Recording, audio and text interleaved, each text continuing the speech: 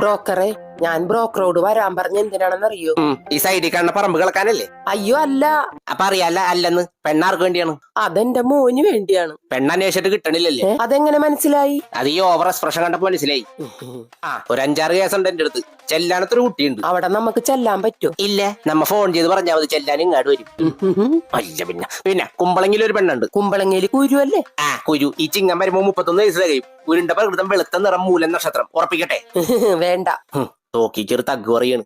ആട്ടെ, അവനുള്ള ദോഷം ഉണ്ടാ? ജലദോഷമുണ്ട്. എന്നാ ഞാനൊരു മരുന്ന് എഴുതി തരട്ടെ ജലദോഷത്തിന്റെ? പോയി മേടിച്ചോളൂ. അത് ബുദ്ധിമുട്ടാവൂലേ? ഇഷ്ടമുള്ള ഞാൻ അവന് വല്ല ചൊവ്വാദോഷം വല്ല ഉണ്ടാന്ന്. ചൊവ്വാഴ്ച ദോഷമില്ല, തിങ്കളാഴ്ച ദോഷമുണ്ട്. മനസ്സിലായില്ല.